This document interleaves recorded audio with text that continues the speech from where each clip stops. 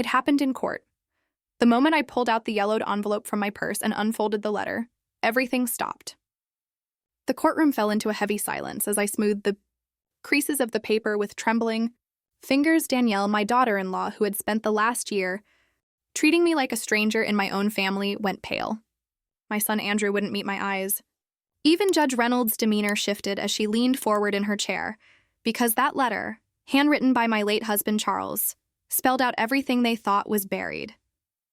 And in that moment, when his words echoed through the courtroom, the entire family froze, not just in shame, but in fear, because what they tried to take from me was never really theirs. I'm Joanne Miller, 68 years old, and until recently, I was simply Grandma Joanne to Ethan and Zoe, the lights of my life. But families are complicated, aren't they? You think you know where you stand until the ground shifts beneath your feet? My story didn't start in that courtroom. It began on a crisp autumn afternoon last year when I was helping my 10-year-old grandson Ethan clean up after an afternoon of board games in my cozy suburban home. Ethan, honey, could you please put the Monopoly pieces back in the box? I asked, gathering up scattered paper money. He looked at me with those big brown eyes, Charles's eyes, but something was different. Cold, distant. We only obey our real parents. Mom said so. The words struck me like a physical blow. I laughed nervously, thinking it was some kind of joke. What did you say, sweetheart? That's when Danielle stepped out from the hallway, arms crossed over her designer blouse, her sleek bob perfectly in place. That's right. They're not your kids, Joanne. You need to learn boundaries. The silence that followed felt endless. 7-year-old Zoe peeked out from behind her mother, confusion written across her small face. Danielle, I began carefully. I've never claimed they were my... Just stop, she interrupted. Andrew and I have been talking. You're too involved. You're confusing the children about who's really in charge. Too involved. The words echoed in my mind as I thought about the 5 years since Charles passed away. The school pickups twice a week. The homemade lunches. The private school tuition payments I'd been making since Ethan started kindergarten. The countless hours I'd spent at violin recitals and soccer games, often in Andrew and Danielle's place when they were too busy with their careers. I wasn't always Grandma Joanne. Once, I was a nurse, working double shifts while Charles served overseas. We raised our only son, Andrew, with values, respect, kindness, and family above all. When Charles died of a heart condition 5 years ago, my world quieted. But I found joy again in helping raise my beautiful grandchildren. Danielle was never particularly warm, even from the beginning. But I thought we were building something a family, slowly knitted together by birthdays, dinners, and tiny moments of trust. I think I should go, I said quietly, gathering my purse. I kissed Ethan on the forehead, but he pulled away. Zoe ran to hug me, but Danielle cleared her throat and my granddaughter stopped mid-step. Outside, the suburban street looked exactly the same as when I'd arrived that morning. Neat lawns, trimmed hedges, a peaceful Massachusetts neighborhood where I'd helped Andrew and Danielle buy their house 5 years ago. The house that was still technically in my name. I drove home in silence to the small 2-bedroom ranch house Charles and I had purchased 30 years ago. The house where Andrew grew up, where Charles took his last breath, where I now lived alone with framed photos and fading memories. That night, I couldn't sleep. I kept hearing Ethan's voice. We only obey our real parents. Where had he learned such a phrase?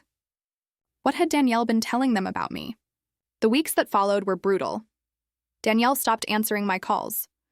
My texts were met with one-word responses or nothing at all. When I called Andrew at his accounting firm, his secretary suddenly had a list of reasons why he couldn't come to the phone. I found out through a neighborhood friend that Ethan had won first place at the science fair. I wasn't invited. When I dropped off Christmas gifts, beautifully wrapped with cards attached, they remained on the porch for days before disappearing. No thank you calls came. No photos of the children enjoying their presents. Still, I helped, quietly. I continued paying the monthly tuition for both children's private school because I had promised Charles I'd support their education. I kept making the mortgage payments on the house where they lived. I maintained the trust fund Charles had set up for the children's college education. January turned to February, and the silence grew deafening. I sent Valentine's Day cards. No response. I offered to take the children to the museum during their school break. Danielle texted back, "We have plans. Stop pushing." Then came the final blow. It was Zoe's birthday in March. I arrived at their house with homemade cupcakes, her favorite, chocolate with raspberry frosting, and a special gift I'd spent months preparing, a handmade quilt featuring photos of her with Charles, with me, with our entire family. Danielle met me at the door, perfectly composed in yoga pants and a cashmere sweater. "We don't need you showing up unannounced anymore," she said, blocking the entrance. "Please respect our family's boundaries." "Our family," she said, as if I wasn't part of it. "I just wanted to give Zoe her birthday present," I said, my voice surprisingly steady despite the earthquake happening inside me. "We've already celebrated. The party was yesterday. They had celebrated my only granddaughter's birthday without even telling me. Can I at least give her the cupcakes and gift?" I asked. "She's having a playdate with friends. Real friends." The emphasis on real wasn't subtle.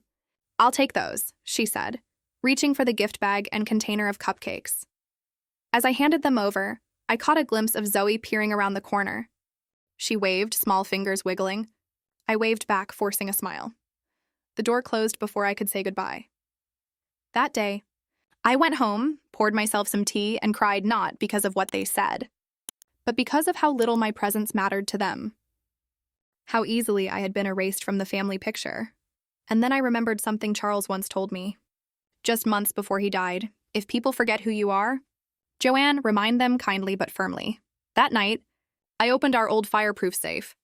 Inside was a letter, sealed and addressed to the Miller family in case of future disputes. I hadn't read it since Charles passed. I hadn't needed to, until now. The letter was written in Charles's neat, military-precise handwriting. 5 pages of instructions, memories, and love, but also clear boundaries and expectations. Charles had always been the pragmatic one, planning for contingencies I couldn't bear to consider. "My dearest family," it began. "If you're reading this, I'm no longer with you. But my love remains, as does my hope that you'll honor what I valued most, respect for one another." I read through his gentle reminders about family dinners, about teaching the children gratitude, about cherishing the time we have together. And then I reached the paragraph that made my heart stop. "If at any point my wife Joanne is disrespected, excluded, or her role as grandmother diminished, let it be known that our financial contributions, including property rights and educational support, are tied to one condition: mutual respect. If that respect is revoked, so is the privilege." The letter was notarized and dated just months before he passed. Charles had seen this coming somehow. Perhaps he'd noticed Danielle's coldness even then. The way she'd bristle when I offered parenting advice, or how she'd schedule family events when she knew I was working. I folded the letter carefully and returned it to the envelope. Then I did something I hadn't done in months. I called my lawyer, Martin Greenfield, who had been Charles's friend since college. "Joanne," he said warmly when he picked up. "It's been too long. How are you?" "Not well, Martin," I replied, surprised by the crack in my voice. "I need your help." The next morning, Martin came to my house. We sat at my kitchen table, the same one where Charles and I had breakfast for 30 years, and I told him everything. The subtle exclusion that had turned into blatant removal. The canceled invitations. The changed emergency contact lists at school.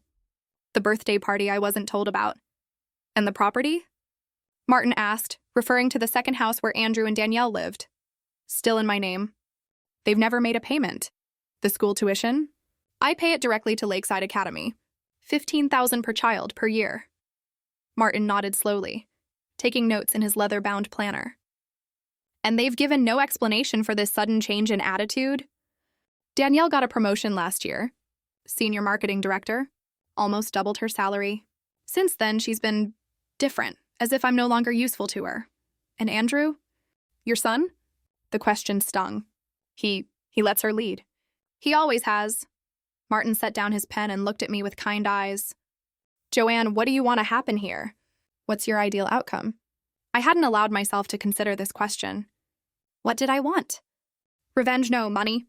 I had enough. Control? That wasn't it either. "I want my family back," I said simply. "I want to be Grandma Joanne again. I want respect, not just for me, but for what Charles and I built together." Martin nodded. "Then we have several options."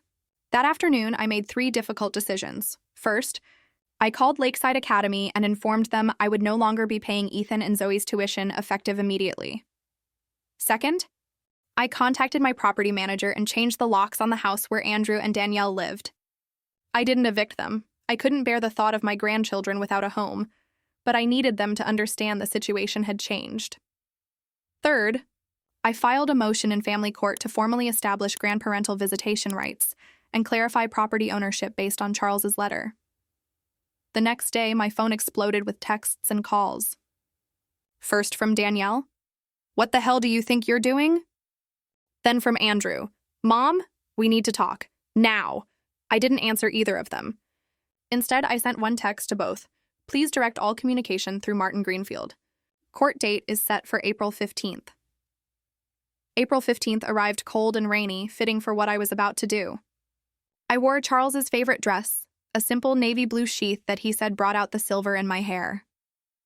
I carried his wedding ring on a chain around my neck for courage. The courthouse was intimidating, all marble and echoes. Martin met me at the entrance, briefcase in hand. "Ready?" he asked. "No," I answered honestly. But Charles would be. Inside, Andrew and Danielle were already seated with their lawyer, a young shark-like woman in a designer suit that probably cost more than my monthly pension. Danielle wouldn't look at me. Andrew tried to catch my eye, but I focused on arranging my purse and coat on the bench. Judge Reynolds entered, a stern-looking woman in her 60s with reading glasses perched on her nose. She reviewed the paperwork silently, then looked up. "This is an unusual case," she began.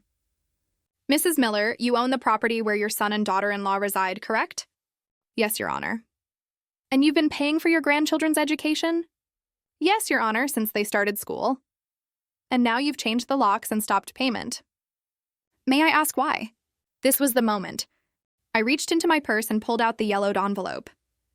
"Because of this, Your Honor, my late husband's final instructions." The judge motioned for the bailiff to bring her the letter. She read it silently, her expression unchanging. Then she looked directly at Andrew and Danielle. "Have you seen this document before today?" Danielle shifted uncomfortably. Andrew cleared his throat. "No, Your Honor." "Mrs. Miller, would you like to explain to the court why you believe this letter is relevant?" I stood, my legs steadier than I expected. "My husband Charles believed that family is built on respect, Your Honor. He provided for our son and grandchildren generously, but with the understanding that we would remain a family, all of us. Over the past year, I've been systematically excluded from my grandchildren's lives. I've been told I'm not their real family. I've been uninvited from birthdays, school events, and holidays." I took a breath, feeling years of hurt rise to the surface. "I don't want revenge, Your Honor. I want my family back. I want my grandchildren to know me, really know me before I'm gone too." Judge Reynolds nodded slowly, then turned to Andrew and Danielle. "Would either of you care to respond to these allegations?" Danielle's lawyer stood. "Your Honor, my clients have the right to establish boundaries for their nuclear family. Mrs. Miller has been overstepping, inserting herself into parenting decisions, undermining their authority. I began." But Martin touched my arm gently. "Let them speak," he whispered.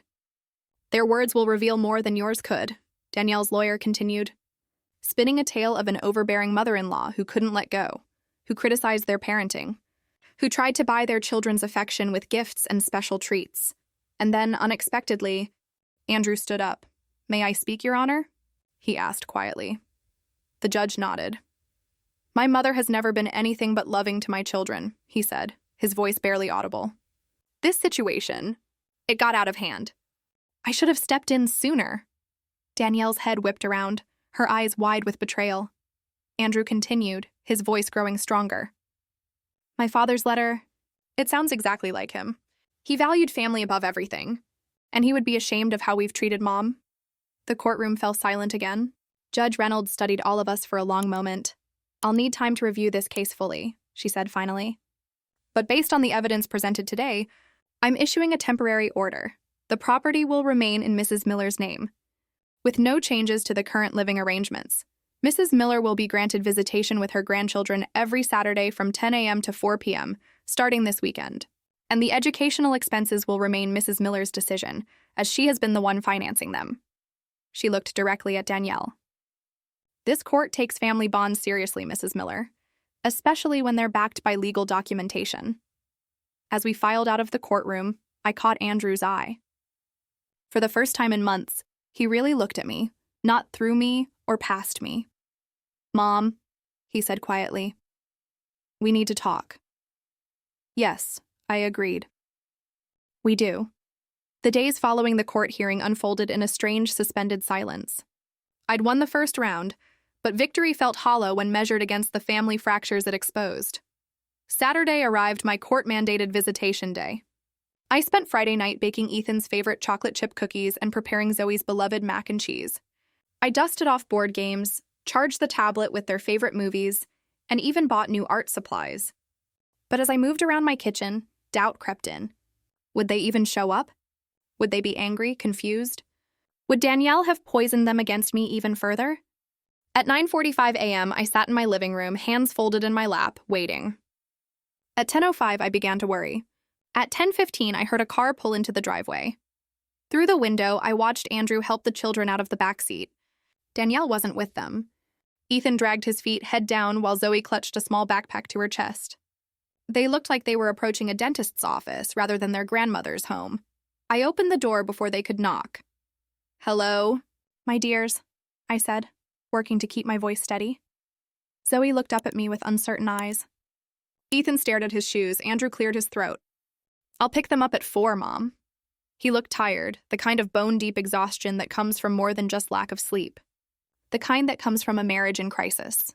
"Would you like to come in?" "Have some coffee," I offered. He shook his head. "Danielle's waiting in the car.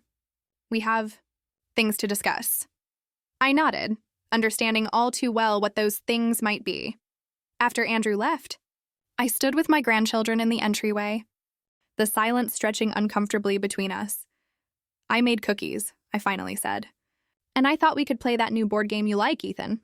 The one with the strategy cards?" He shrugged, still not meeting my eyes. "Can I watch TV?" he asked flatly. "Of course, but I thought—" "Mom says you're trying to buy our love with presents and fun stuff," he interrupted, finally looking up at me. The accusation in his young eyes broke my heart. "Is that what she told you?" I asked softly. Zoe tugged at my sleeve. "Grandma, are you making Daddy and Mommy get a divorce?" I knelt down, ignoring the protest of my arthritic knees to meet her at eye level. "No, sweetheart. Absolutely not. Grown-ups sometimes have disagreements, but that doesn't mean anyone is getting divorced." "Then why did Mommy throw a plate at the wall last night?" The innocent question revealed volumes about what was happening in their home. I closed my eyes briefly, gathering strength. "Sometimes adults don't handle their feelings very well," I explained. "Just like how you might get really angry and yell when you're upset. But that doesn't mean they don't love each other," Ethan snorted. Dad slept on the couch. I stood up, my heart aching for these children caught in an adult battlefield. "How about we have some cookies and milk, and then you can tell me about school? I've missed hearing about your science projects, Ethan. And Zoe, how are your piano lessons going?" The morning progressed awkwardly at first. Ethan parked himself in front of the television, responding to my questions with one-word answers. Zoe stayed closer, helping me arrange cookies on a plate, but her usual bubbly chatter was subdued. Around noon, something shifted. Ethan wandered into the kitchen, drawn by the smell of the grilled cheese sandwiches I was making for lunch. "Can I have the crusts cut off?" he asked, the first unprompted words he'd spoken all day. "Of course," I replied, fighting the urge to make too much of this small olive branch. As we ate lunch, I asked casual questions about school and friends-safe topics far removed from family tension. Gradually, the children began to thaw. Zoe told me about her new friend Emma who had a pet rabbit. Ethan admitted he was struggling with fractions and math. "I could help you," I offered. "I used to help your dad with math when he was your age. Dad says you were a good nurse," Ethan said unexpectedly. "He said you helped a lot of people." "I tried to," I said, surprised by the comment. "Why did you stop?" "To take care of your grandfather when he got sick. And then to help with you and Zoe when you were babies." Ethan considered this, chewing thoughtfully.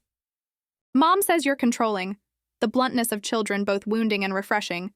Do you think I'm controlling, Ethan?" He shrugged. "I don't know. You make us clean up our toys." I couldn't help but smile. "Yes, I do. Mom and Dad are fighting about money," Zoe announced suddenly. "Daddy said you pay for our school, but now you stopped." I chose my words carefully. "Your school costs a lot of money. I've been happy to pay for it because education is very important. But grown-ups need to treat each other with respect. And lately, I haven't been treated very respectfully. Like when Mommy said we don't have to listen to you? Zoe asked. Something like that, yes. Ethan looked up sharply. Are we going to have to change schools? The fear in his voice was palpable. I realized that the children were carrying burdens they shouldn't have to bear, worries about adult problems, anxiety about their stability. I don't want you to worry about that, I said firmly. That's for the grown-ups to figure out. Your job is just to be kids and do your best at school. The afternoon improved steadily. We played board games, and Ethan actually laughed when I made a terrible strategic move. Zoe asked me to braid her hair the special way like I used to. By 3:30, it almost felt normal again. As I was helping Zoe put away the art supplies we'd used to make cards for Andrew and Danielle, my suggestion a peace offering, Ethan approached me with an uncharacteristically serious expression. Grandma, are you going to take our house away? The question caught me off guard. Who told you that might happen? I heard Mom telling Dad that you could make us homeless if you wanted to. I set down the markers and took Ethan's hand, leading him to the couch where Zoe was already sitting. I want to tell you both something very important, I said, sitting between them. I would never ever make you homeless. That house is your home and it will stay your home. But Mom said, the house belongs to me on paper, that's true. Your grandfather and I bought it to help your mom and dad when you were little. But it's your family's home and I would never take it away. Then why did you change the locks? Ethan challenged. Fair question. Because I needed your parents to understand that we all need to respect each other. Changing the locks was like sending a message that things need to change. Like a timeout? Zoe suggested. I smiled. A bit like that, yes. At 4 o'clock precisely, Andrew's car pulled into the driveway. This time, the children didn't drag their feet as they gathered their things. Zoe hugged me tightly around the waist.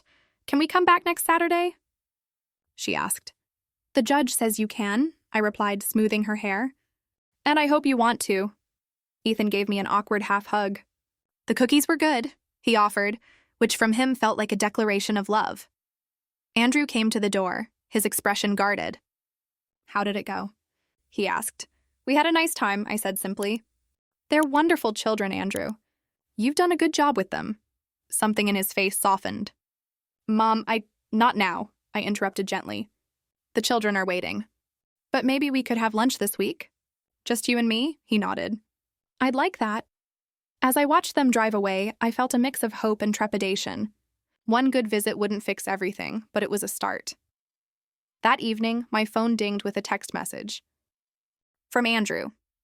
Kids can't stop talking about today. Zoe wants to know if you'll make mac and cheese again next week. Thank you, Mom. A small victory, but I'd take it. Wednesday came, and with it, my lunch with Andrew. We agreed to meet at Riverside Cafe, a neutral territory away from both our homes. I arrived early, securing a quiet corner table where we could talk without being overheard. When Andrew walked in, I barely recognized him. My confident, always put-together son looked disheveled, with dark circles under his eyes and a slump to his shoulders I'd never seen before. Hi. Mom, he said, sliding into the seat across from me. You look tired, I said, resisting the urge to reach across and straighten his collar like I did when he was a boy. He managed a wan smile. That's diplomatic. I look like hell and we both know it. The waitress came for our orders, a turkey club for him, soup and salad for me, and then we were alone with the conversation we'd been avoiding for months. How are things at home? I asked, though I could guess the answer. Andrew sighed, running a hand through his hair. Tense. Danielle's furious about the court ruling. She's talking about contesting it, getting her own lawyer. And what do you think? He studied the condensation on his water glass. I think I've been a coward, Mom. The admission hung between us, startling in its honesty. I've let the situation get completely out of hand, he continued.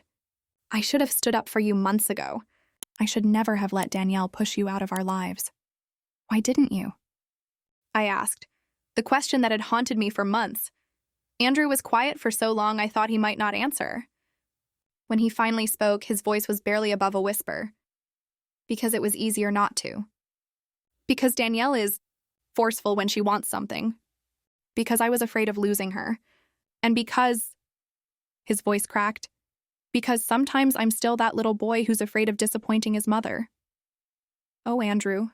I reached across the table and took his hand. You could never disappoint me. Hurt me, yes. But disappoint? Never. I've hurt you terribly, he acknowledged. And I've been trying to figure out why I let it happen. Our food arrived, creating a natural pause in the conversation. We ate in silence for a few minutes, the weight of unspoken words hanging between us. Danielle changed after her promotion. Andrew finally said. You noticed it too, didn't you? I nodded. She became different, colder. Not just to you. To all of us. He set down his sandwich, appetite apparently gone. She works later, criticizes more, seems dissatisfied with everything about our life that used to make her happy. Has she said why? Andrew shook his head. Whenever I try to talk about it, she gets defensive. Says I'm trying to hold her back, that I'm jealous of her success. Are you? No, I'm proud of her accomplishments. But it's like, the more successful she becomes, the more she resents the life we built together. The house, the kids, me, you. Especially me, I said softly. You represent something to her mom. The traditional family structure she's trying to break away from. The reminder that we needed help to get where we are. I considered this. The tuition payments, and the house. God, the house. Andrew rubbed his eyes. When you changed the locks, she went ballistic. Started researching if she could claim adverse possession, if there was any way to force you to sign over the deed. It's not about the house, Andrew. It never was. I know that. But Danielle, she's fixated on it. I'm proving she doesn't need your help, our help. I took a sip of water, organizing my thoughts. Your father and I bought that house as a gift. We never expected anything in return except to be part of your lives. I know that too, he said miserably. But Danielle sees it as a power play, a way to control us. Is that how you see it? He looked me directly in the eyes for the first time since sitting down. No.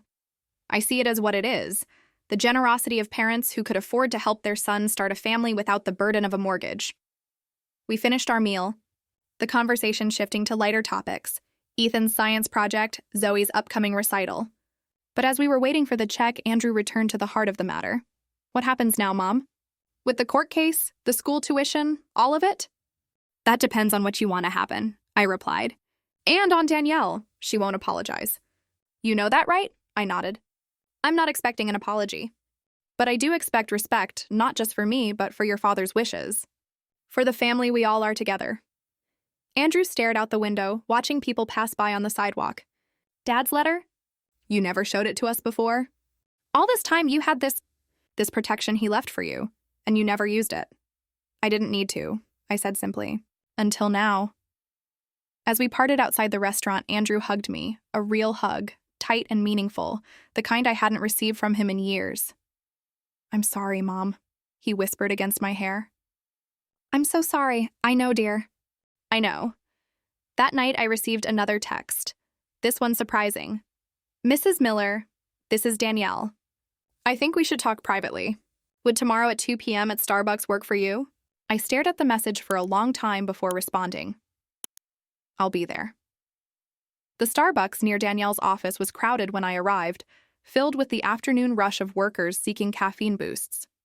I spotted her immediately impeccably dressed in a tailored pantsuit, her hair and makeup flawless, every inch the successful executive. I ordered a simple tea and joined her at a small table in the corner.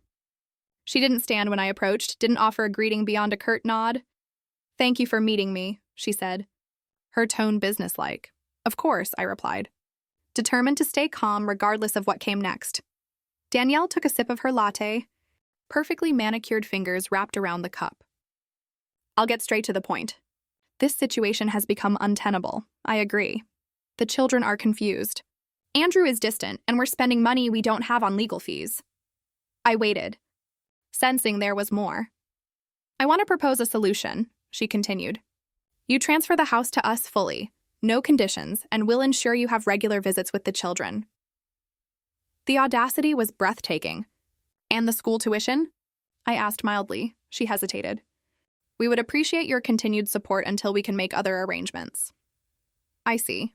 I took a careful sip of my tea.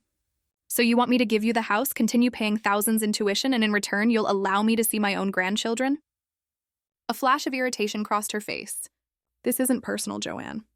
It's practical. We're all adults here. Yes, we are, which is why I'm surprised you'd make such a one-sided offer. Danielle leaned forward. Let me be clear. If you force this to court, it will get ugly. I'll fight for full control, no visitation. I'll make sure the children understand exactly who's causing this family rift. The threat hung in the air between us, naked and cruel. Why do you hate me, Danielle? I asked quietly. What did I ever do to deserve this treatment? Something flickered in her eyes. Surprise, perhaps, at the directness of the question. I don't hate you, she said after a moment. I just need you to understand your place. And what place is that? You're not their parent. You don't get to make decisions about their upbringing, their education, their future. You don't get to undermine my authority.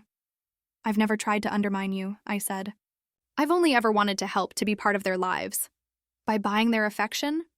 By showing up with expensive gifts and treats when I'm trying to teach them discipline and restraint? I shook my head. Is that really how you see my relationship with them? As some kind of competition? Danielle didn't answer directly. Instead, she said, Did you know my own mother left when I was 9? Just packed up and walked out. No visits, no birthday cards, nothing. My father raised me alone. This was new information. In all the years I'd known Danielle, she'd rarely spoken about her childhood. I didn't know that, I said softly. I'm sorry. I don't need your pity, she snapped. I'm telling you this so you understand. I built myself from nothing. No handouts, no help.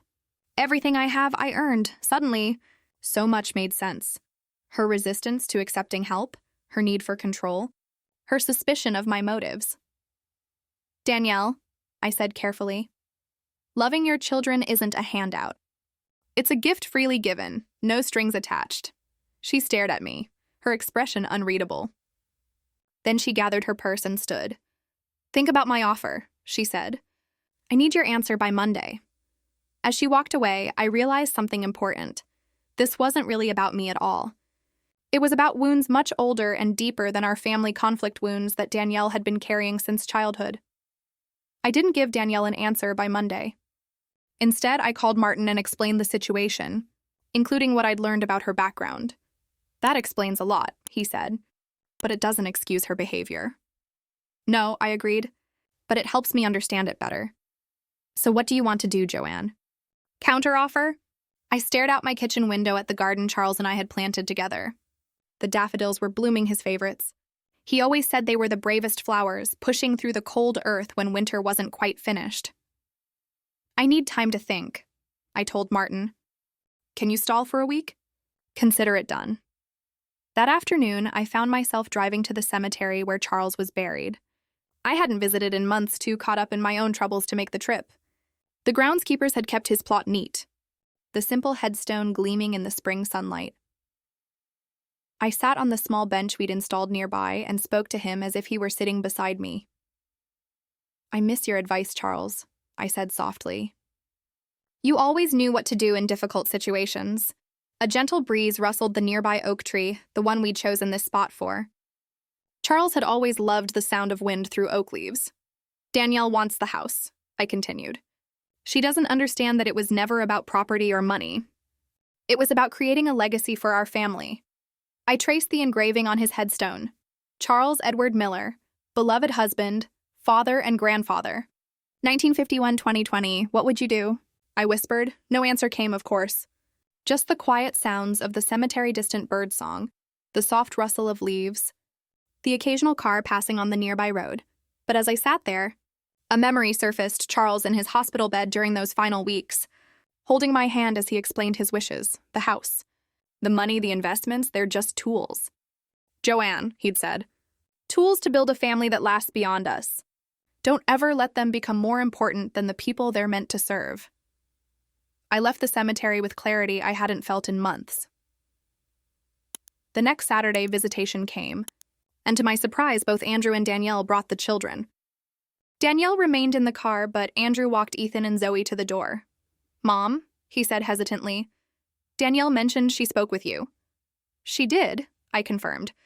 And we'll talk later, I said, conscious of the children listening intently.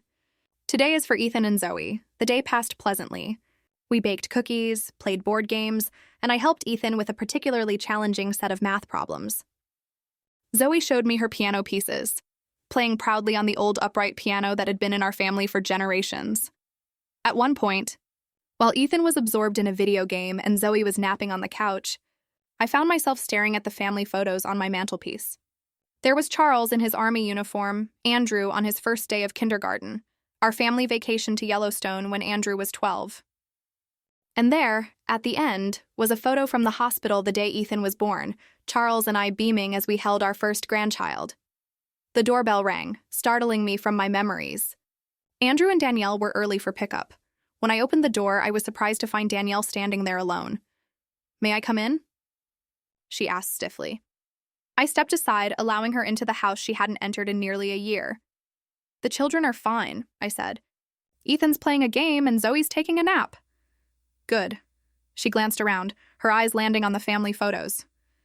"I came to talk to you, alone." I led her to the kitchen, away from the children. She declined my offer of tea or coffee, perching on the edge of a chair as if preparing for a quick escape.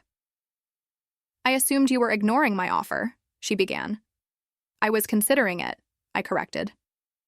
"It's not a small decision? And have you reached a conclusion?" I studied her face, the perfect makeup that couldn't quite hide the strain around her eyes, the rigid posture that spoke of someone holding themselves together through sheer force of will. "Yes," I said. "I'm not giving you the house." Her face hardened. "Then we have nothing to discuss." "I disagree. We have everything to discuss, Danielle. Not as adversaries, but as family." "Family?" She scoffed. "Is that what you call this power play? Using your husband's letter to control us?" "I didn't want to use the letter," I said quietly. "I kept it private for 5 years because I believed we could be a family without legal documents forcing us to respect each other. You changed the locks on our house. After you told my grandchildren I wasn't their real family. After you excluded me from birthdays and school events. After you systematically pushed me out of their lives." Danielle's jaw tightened. "You were overwhelming them with gifts and treats, undermining our parenting." "Was I? Or was I simply loving them the way a grandmother does?" I leaned forward. "Danielle, I know about your mother." She went still, her expression shuddering. "Andrew had no right to tell you that." "He didn't. You did at Starbucks.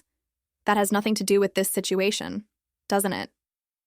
You grew up without a grandmother's love, without that extra layer of family support.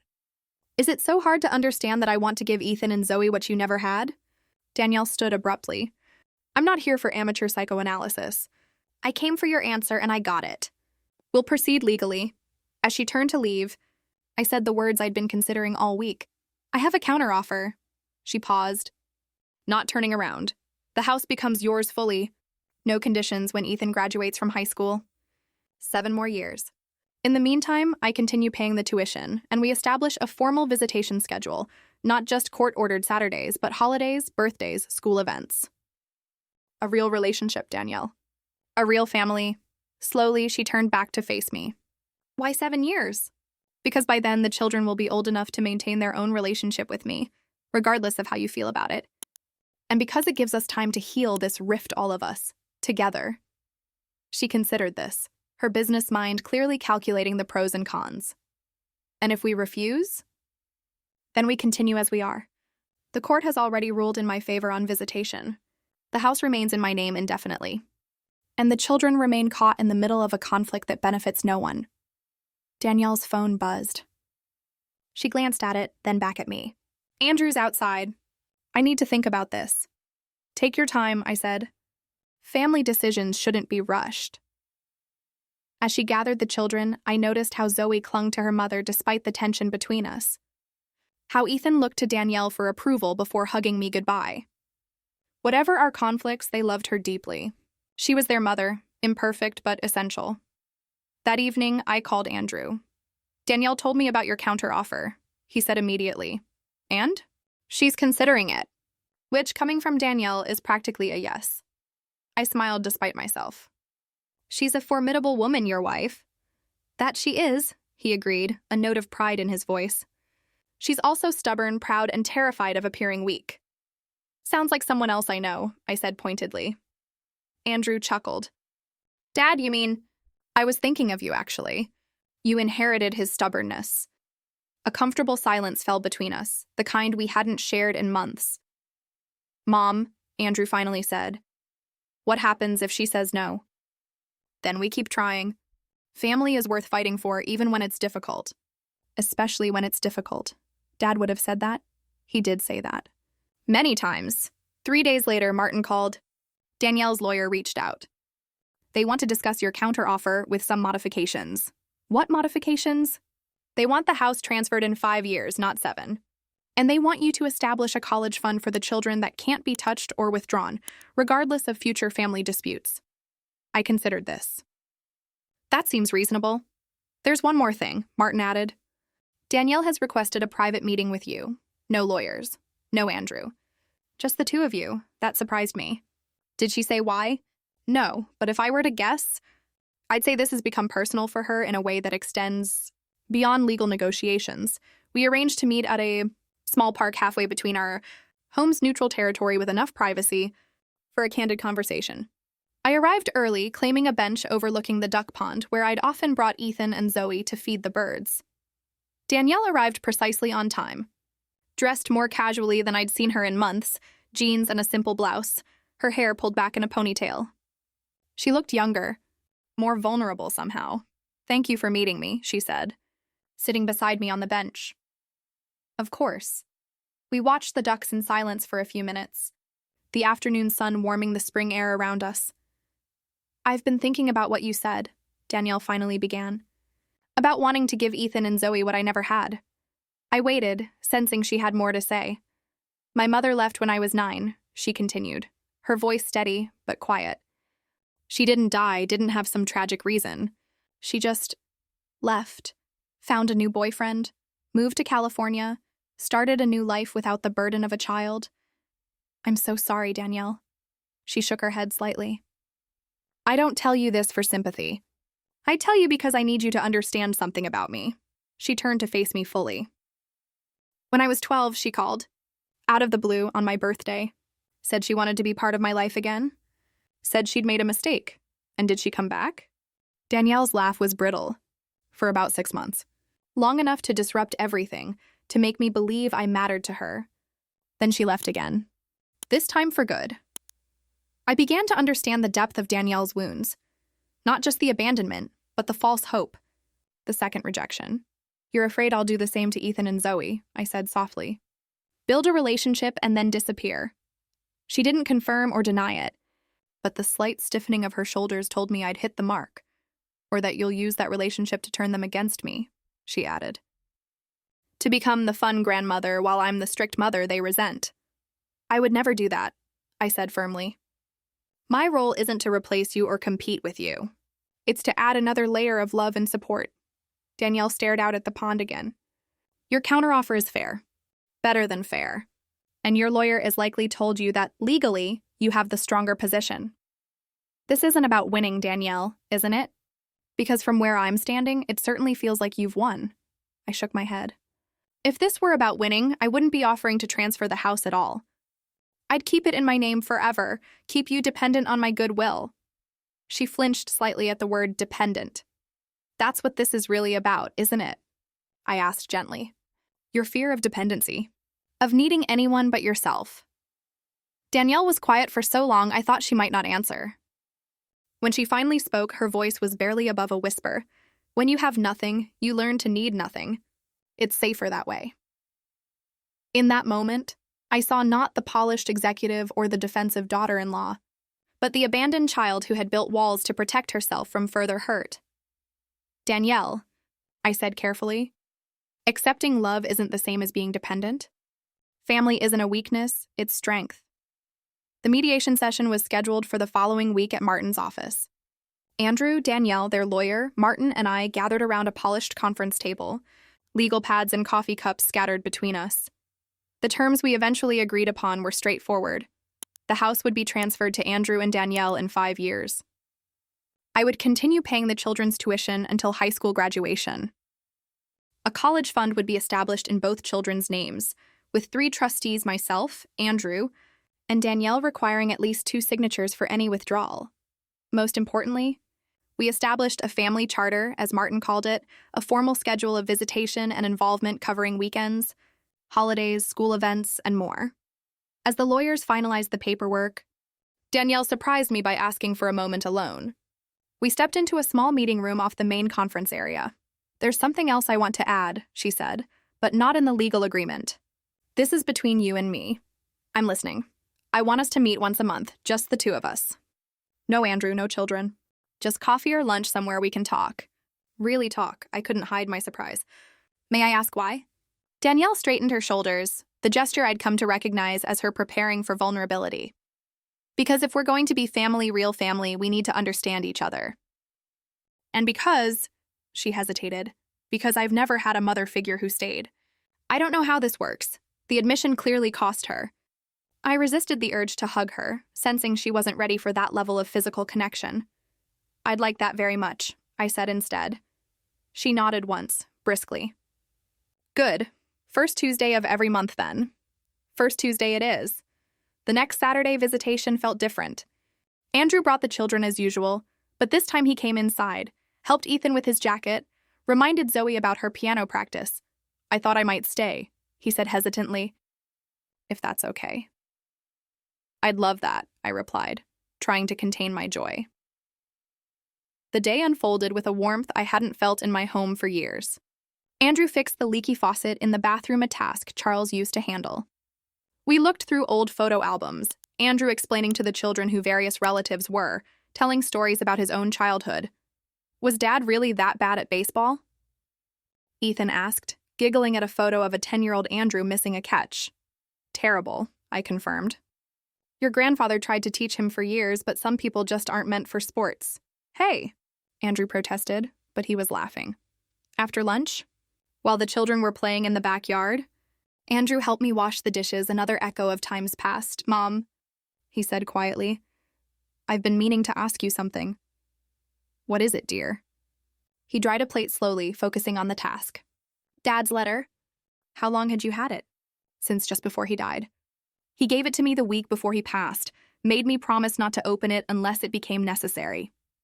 "And you never read it? All those years?" I shook my head. "I didn't need to. I knew what Charles valued. What we both valued." Andrew set down the dish towel. "I keep thinking about what would have happened if you hadn't had that letter. If Dad hadn't been so forward-thinking. I like to believe we would have found our way back to each other eventually," I said. "Family has a way of gravitating back together, even after the worst storms."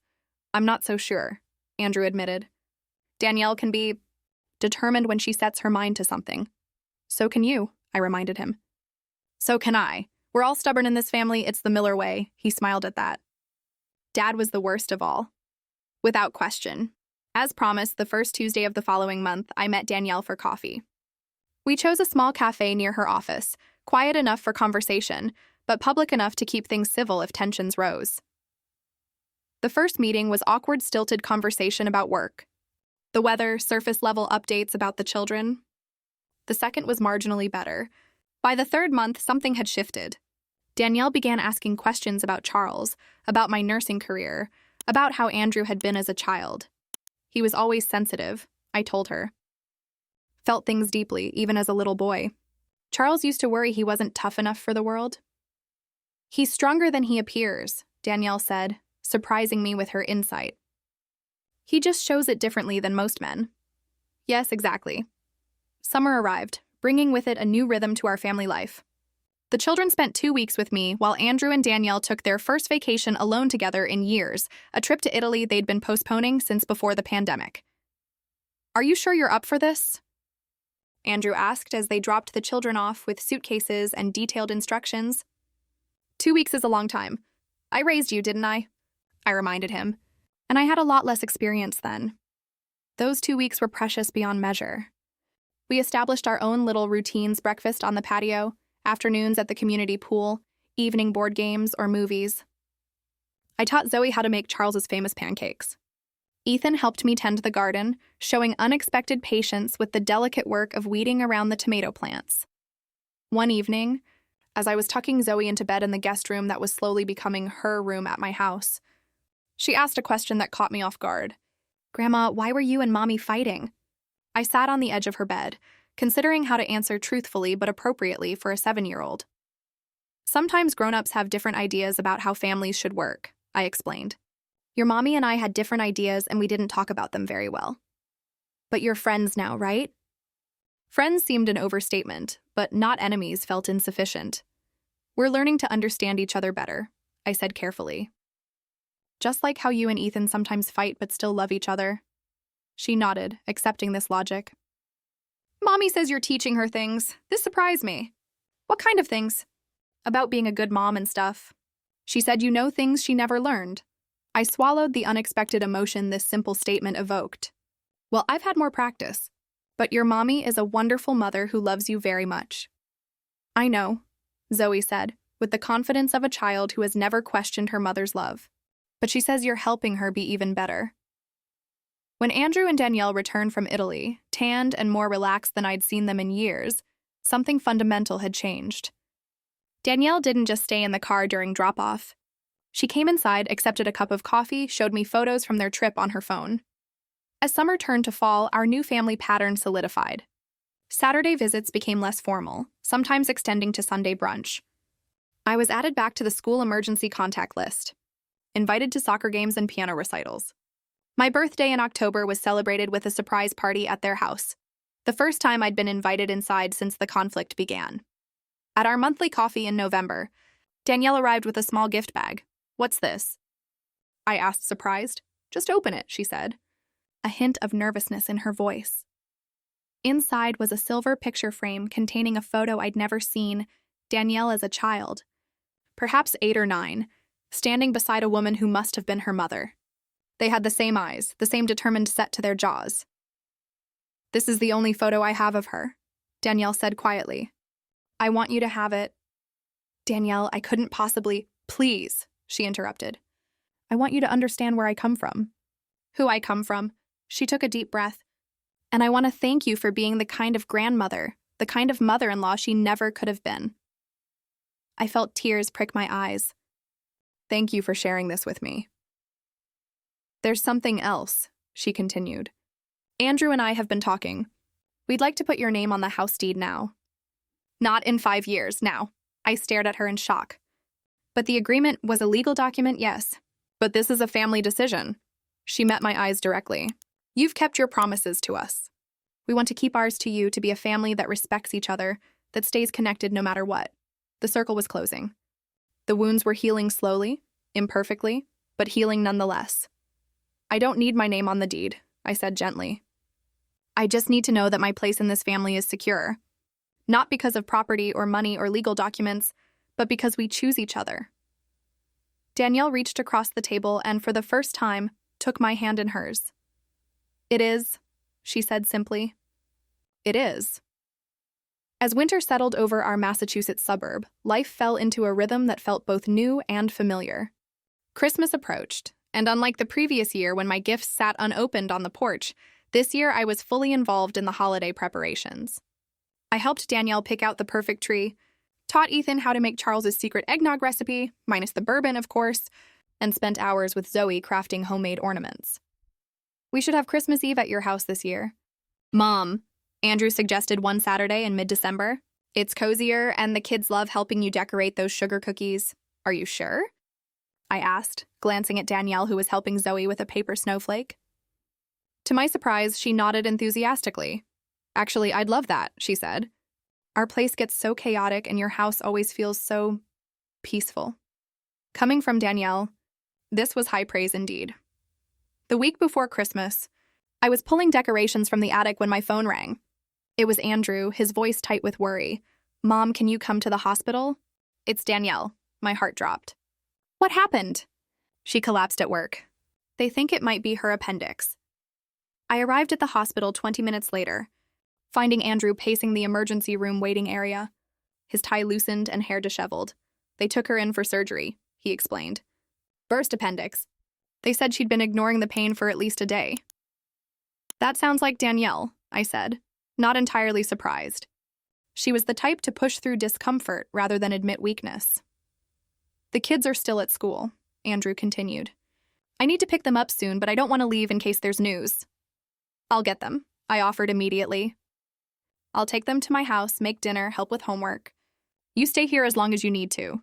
Relief washed over his face. Thanks, Mom. I don't know what we'd do without you. The irony of his statement wasn't lost on me. Less than a year ago, they had been determined to do exactly that, live without me. I picked the children up from school, explaining that their mother was sick but would be fine, and that they'd be staying with me while their father remained at the hospital. Is Mom really going to be okay? Ethan asked that evening as I tucked him into the guest bed that was increasingly becoming his bed. Yes, sweetheart. Appendicitis is very common and the doctors caught it in time. Dad looked scared, he observed. Adults get scared too, especially when someone they love is hurt. Ethan considered this. Like how you were scared when we wouldn't see you? The question caught me off guard. Yes, I admitted. Very much like that. I'm sorry we didn't visit you, he said in a small voice.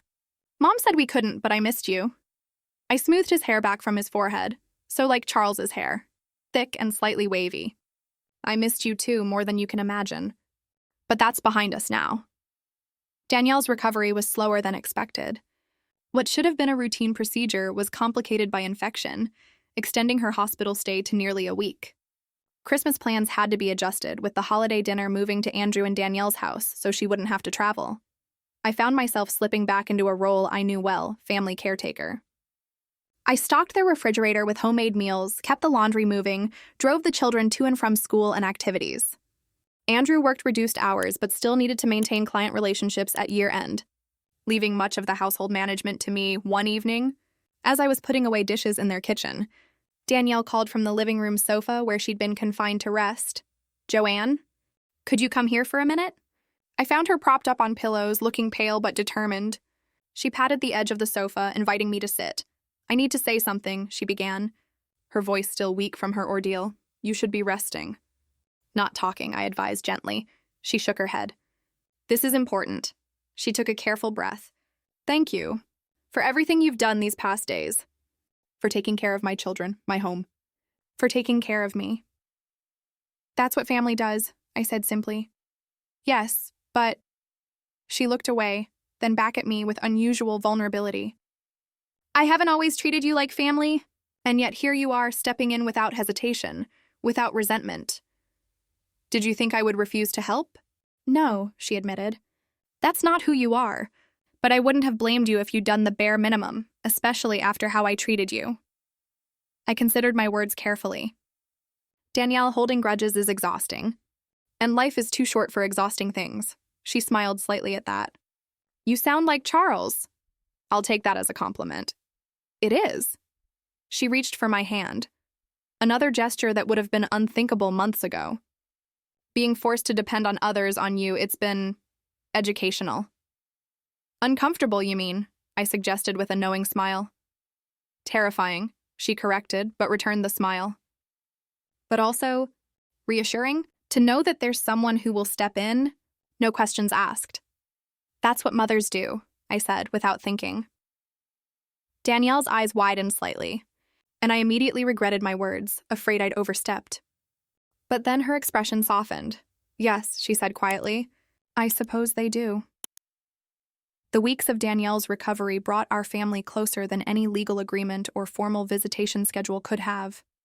By necessity, the boundaries between our lives blurred. I had keys to their house again. The children stayed with me when both Andrew and Danielle needed to work. We shared meals almost daily. We became, quite simply, a family again, interdependent, sometimes messy, but fundamentally connected. By February, Danielle had returned to work, though on a reduced schedule. Our monthly coffee dates expanded to weekly lunch meetings. During one such lunch, she surprised me with a question. Did you ever resent having to care for Charles when he was sick? I set down my fork, considering the question. Resent? No, it was difficult, heartbreaking at times, but never a burden. How did you do it? Keep going day after day, watching him decline? I realized she wasn't asking idly. Something deeper prompted this line of inquiry. When you truly love someone, Danielle, care becomes an expression of that love. It's not always easy, but it's never really a choice. She nodded slowly. I think I understand that better now. Because of your hospital stay? Partly, she hesitated, but also because I've been watching you with Ethan and Zoe. The way you love them isn't conditional or calculating. It's just there, constant. That's what frightened you, isn't it? I asked gently. The unconditional nature of it? Danielle looked down at her plate. When my mother left, I decided love was always transactional. Something to be earned and maintained through effort, achievement, control. And now? Now I'm learning there's another kind of love. The kind that stays even when things get difficult. She met my eyes. The kind you've shown our family even when I tried to push you away. Spring arrived, bringing with it the 1-year anniversary of our court appearance. So much had changed since that day I'd pulled Charles's letter from my purse, watching the courtroom fall silent as his words were read aloud. To mark the occasion, Andrew suggested a family dinner at my house. Not to dwell on the past, he explained, but to celebrate how far we've come. That evening, gathered around my dining table, Charles's dining table, really, the one he'd refinished himself decades ago. I looked at the faces of my family. Andrew, more confident and balanced than he'd been in years. Danielle, still ambitious and driven, but softer somehow, more willing to bend. Ethan and Zoe, secure in the knowledge that they were loved by many people, in many ways. After dinner, while the children helped clear the table, a new rule Danielle had instituted, to my approval, Andrew pulled out a large envelope. "Mom, we have something for you." Inside was a legal document, the deed to their house, with my name removed and replaced by Andrew and Danielle's names alone. But the agreement said 5 years, I protested. "We don't need to wait," Andrew said. "The house is yours to give, and we're ready to accept it with gratitude and no strings attached." Danielle added, "We want to do this while you can see us enjoy it. Not as some future inheritance." I felt tears form in my eyes. Charles would be so proud of the family we've become. "There's something else," Danielle said, reaching into her purse and pulling out another envelope, this one yellowed with age. "What's this?" I asked. "A letter," she explained. "From my mother?" She sent it just before she died last year. I hadn't known her mother had passed away. Danielle had never mentioned it, another piece of pain she'd carried privately. "I never opened it," she continued. I was too angry, too hurt. "But I think I'm ready now." She took a deep breath. "And I'd like you to be there when I do." Danielle's hands trembled slightly as she broke the seal on her mother's letter. We sat in my living room, the children already in bed, Andrew nearby offering silent support. The envelope contained a single page of flowery stationery covered in a slanting, unsteady handwriting. "Would you like me to leave you alone?" I offered. "No," Danielle said firmly. "I want you to stay." She began reading aloud, her voice steady despite the emotion evident in her face. "My dearest Danielle, by the time you receive this, I will be gone. The doctors give me weeks, not months, and I find myself facing the end with so many words unsaid. I know I have no right to ask your forgiveness. Leaving you was the greatest mistake of my life, one I've paid for every day since. Not a single birthday has passed when I haven't thought of you, wondered who you've become, hoped you found happiness despite my failures. I tell myself I left to spare you from watching me self-destruct. The truth is simpler and more shameful. I was weak. Too weak to be the mother you deserved, too selfish to put your needs above my own desires. I hope you have children of your own now. I hope you're a better mother than I could ever be, and I hope that somewhere in your heart, you can find, if not forgiveness, then perhaps understanding that I loved you as best I could with the broken tools I possessed. Be happy, my daughter. Be strong, be loved, always, Mom." When Danielle finished reading, the room fell silent. She folded the letter carefully, her expression unreadable. She never knew, she finally said. About Ethan and Zoe, about Andrew, about any of it. "Would you have told her if you'd known she was ill?" I asked gently. Danielle considered this. "A year ago? No, I would have thrown this letter away unopened." She glanced at me. "Now, I don't know, maybe. What changed?" Andrew asked, speaking for the first time since she began reading. Danielle's eyes met mine. "I learned that family isn't just about blood or obligation. It's a choice you make every day. To show up, to forgive. To try again," she smiled slightly.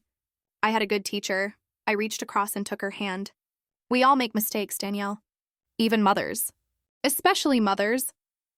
But you don't abandon your children," she said, a flash of the old anger surfacing. "No," I agreed, "but we fail them in other ways. We overstep. We hold on too tightly. We forget they need to build their own lives, make their own choices." Andrew joined us, sitting on Danielle's other side. Mom, you never failed us, didn't I? I looked at him thoughtfully. I let you become too dependent on our financial support without ensuring you knew how to stand on your own. I assumed my place in your lives was secure without doing the work to build a relationship with your wife as an equal, not just as Andrew's mother. And I was too proud to accept help without seeing it as charity, Danielle admitted. Too insecure in my role as mother to share the children's affection. Andrew put his arm around his wife. And I was too afraid of conflict to stand up for either of you. We sat together, three imperfect people acknowledging our mistakes, finding strength in our newfound honesty. The following weekend brought unexpected news. Danielle had been offered a promotion, not just any promotion, but a significant advancement that would make her the youngest female executive in her company's history. The catch, she explained as we gathered for our now regular Sunday dinner, is that it would require relocating to Chicago. At least for 2 years, the table fell silent. Ethan looked horrified. Zoe's bottom lip trembled. Chicago? I repeated, trying to keep my voice neutral despite the knot forming in my stomach. After everything we'd been through, after all the healing and reconnection, they would be moving halfway across the country. It's an incredible opportunity, Andrew added. But we haven't decided anything yet. We wanted to discuss it as a family first. All of us? I asked, genuinely surprised to be included in such a significant decision. Of course, Mom, Andrew said. You're a crucial part of this family. Danielle nodded in agreement. The children's relationship with you is a major factor in our decision. We wouldn't want to disrupt that. I took a deep breath, fighting the selfish desire to beg them to stay. When would you need to decide? They've given us 2 weeks, Danielle replied. And if we accept, the move would happen this summer. That night, alone in my house, I pulled out Charles's letter again, the one that had changed everything a year ago. His words seemed to speak directly to this new challenge. Family isn't proximity, Joanne. It's connection. It's choosing each other again and again regardless of distance or disagreement. The next morning, I called Martin. I need to update my will, I told him, and I want to explore some other options as well. When Andrew and Danielle came for coffee that afternoon, a special visit, just the three of us, I had made my decision. I've been thinking about your opportunity in Chicago, I began. Mom, we're still not sure. Andrew started, but I held up my hand. Please let me finish. This is important. I took a steadying breath.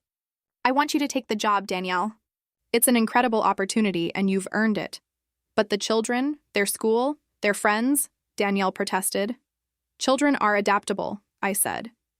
More adaptable than we give them credit for. They'll make new friends, find new activities. And what about you? Andrew asked quietly. I smiled. That's what I wanted to discuss. I've spoken with Martin about selling this house. Selling? But Mom, this is your home, yours and Dad's. It's a house, Andrew. Full of memories, yes, but still just a house. I reached for my tablet and pulled up a real estate listing. There's a lovely condo development in Chicago, about 15 minutes from the neighborhood you've been looking at. 2-bedroom, main floor, with a communal garden for when the grandchildren visit. They stared at me in shock. You want to move to Chicago? Danielle asked incredulously. I want to be where my family is, I corrected. Not living with you, not intruding on your daily lives, but close enough for regular visits, for weekend sleepovers, for being there when you need an extra pair of hands. But your friends, your life here, Andrew began. My closest friend Margaret moved to Florida last year. My bridge club meets online now anyway. And my volunteer work at the hospital can be transferred to a facility in Chicago. I smiled at their stunned expressions. I'm 68, not 98. I'm perfectly capable of starting fresh. You would do that for us? Danielle asked, her voice thick with emotion. For all of us, I clarified. For the family we've fought so hard to rebuild. 2 months later, I stood in my empty living room, the house already sold to a young family with 2 small children. They'd fallen in love with the garden, the spacious kitchen, the tree house in the backyard that Charles had built for Andrew decades ago. The movers had taken the last of my furniture that morning. All that remained was a small box of personal items I'd be carrying on the plane. Charles's wedding ring, our photo albums, the letter that had changed everything. Andrew appeared in the doorway. Cars packed. Ready to go? I took one last look around the room where so much life had happened. Birthdays, holidays, ordinary Tuesdays that seemed precious in retrospect. I could almost see Charles sitting in his favorite chair, newspaper in hand, glasses perched on his nose. "I'm ready," I said, surprising myself with how true it felt. At the airport, Ethan and Zoe pressed against the window, watching planes take off and land with the fascination only children can maintain for such ordinary miracles. "Grandma," Zoe asked, turning from the window, "will our new house have a special room just for you?" "I'll have my own apartment, sweetheart, but very close to yours." "But you'll come over all the time, right?" Ethan insisted. "As often as your parents want me to," I promised, catching Danielle's eye. "Which will be very often," Danielle assured them. And then more quietly to me, "We couldn't do this without you, Joanne." As our flight was called and we gathered our carry-ons, I felt a profound sense of rightness. Charles would have approved of this new adventure. He always said the best inheritance we could leave our family wasn't money or property, but examples of courage, adaptability, and love that transcends circumstance. On the plane, as we soared above the clouds, Zoe fell asleep against my shoulder. Andrew and Ethan were engrossed in a card game across the aisle. Beside me, Danielle was reviewing work documents, her reading glasses perched on her nose in a gesture that reminded me unexpectedly of myself. "Penny for your thoughts?" she asked, noticing my contemplative expression. "I was just thinking about that day in court," I admitted. How terrified I was to pull out Charles's letter, knowing it would either save our family or break it beyond repair. "I was so angry that day," Danielle recalled. "I felt ambushed, humiliated, and now?" She closed her laptop, giving me her full attention. "Now I understand what Charles meant about respect being the foundation of family. It wasn't about the house or the money. It was about recognizing each other's place in the family circle." "Exactly." "You know," she said, lowering her voice so the children couldn't hear, "I've been drafting my own letter. For Ethan and Zoe when they're grown. About what family means, about the mistakes I've made, and the lessons I've learned." "From your mother?" I asked gently. "From her absence, yes." Danielle's gaze was steady. "But mostly from your presence." As the plane carried us toward our new beginning, I thought about how life's most difficult moments often lead to its greatest gifts. A year ago, I'd been excluded from my grandchildren's birthday parties. Today, I was flying across the country with them, embarking on a new chapter none of us could have imagined. Family isn't made by blood or legal documents. It isn't maintained by proximity or even by daily contact. Family is built through respect, strengthened by honesty, and sustained by love that's willing to adapt, to forgive, and to begin again as many times as necessary. Charles knew that. In his wisdom, he left not just a letter, but a legacy of values that would guide us long after he was gone. And in honoring those values, we found our way back to each other, stronger, wiser, and more grateful for the precious gift of family than we'd ever been before. As the captain announced our descent into Chicago, I squeezed Danielle's hand. She squeezed back without hesitation, a silent acknowledgement of how far we'd come. "Welcome home," she said softly, and for the first time in a very long time, that's exactly what it felt like.